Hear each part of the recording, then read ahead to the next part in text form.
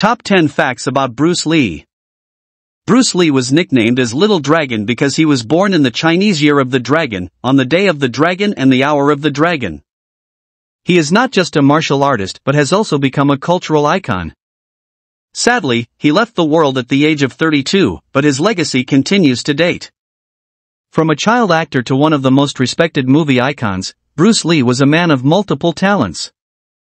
Here are the top 10 facts about Bruce Lee. 1. He was one of the first individuals to wear contact lenses.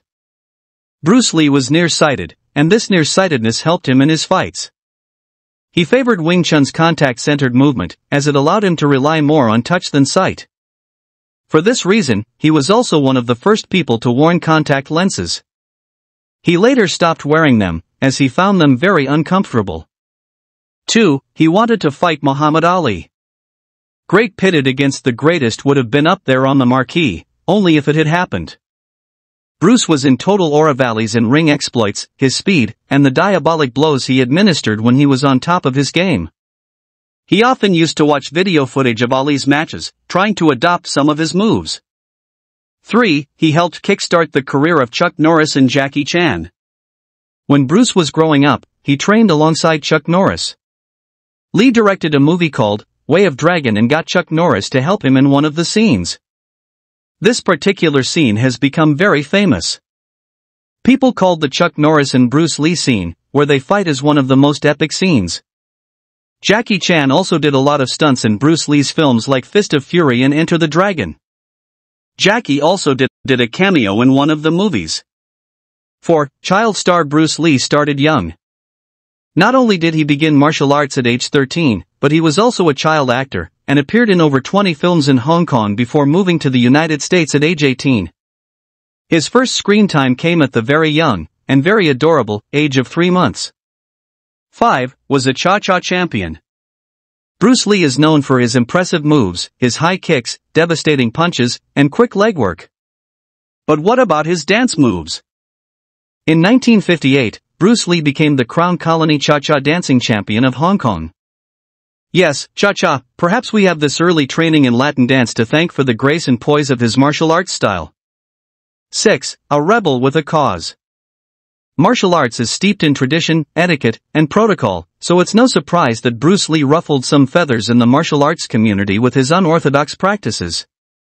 He often called out what was, in his opinion, the inefficient methods of the classical arts during his demonstrations. Added to this, Bruce Lee actively fought to take martial arts out of the rarefied, secretive schools and bring it to everyone. He was one of the pioneers of inclusivity in martial arts, and openly taught all walks of life, no matter their race, age, or gender. 7. He was too fast for the camera. Bruce Lee is easily one of the single most physically fit human beings to have ever lived. His punches and kicks were by far the best and fastest. It was hard for the directors to work with Bruce Lee because his punches and his kicks were way too fast for the camera. He had slowed down the punching and kicking, to make the scene look more realistic. Back then a movie was made with 24 frames per second, but the makers had to make it in 32 frames per second for Bruce. 8. Going head-to-head with the Pope and Gandhi. In 2005, a statue of Bruce Lee was unveiled in the small town of Mostar, in Bosnia-Herzegovina. Bruce was chosen over other nominees, including the Pope and Gandhi, after a residence poll revealed that Bruce Lee was the only name respected by both sides as a symbol of solidarity. 9. A good hair day. Bruce Lee got his big break in Hollywood in 1964 when he was discovered by celebrity hairstylist Jay Sebring at the Long Beach Karate Championships. Sebring told one of his celebrity clients, the producer and actor William Dozier, about the young, talented martial artist, and Dozier immediately contacted Lee. The rest is history. 10. Humble beginnings.